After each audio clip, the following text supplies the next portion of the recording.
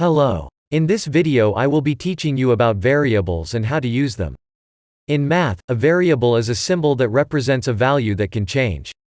However, in this lesson we will not be looking at variables with values that change.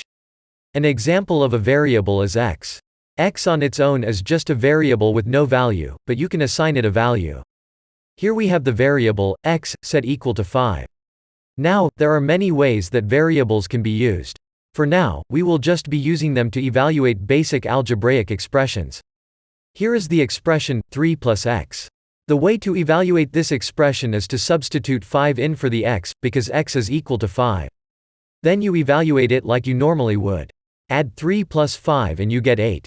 Now let's try another example. Here, we have the variable, a, set equal to -3. This variable works exactly the same way as the last one. A is just like x, but instead of being equal to 5, it is equal to -3. Now, we have the expression 4 plus a. Again, to evaluate this expression you substitute -3 in for a, because a is equal to -3. You get 4 plus -3. Then you evaluate the expression like you normally would. This becomes 4 minus 3, and you get 1.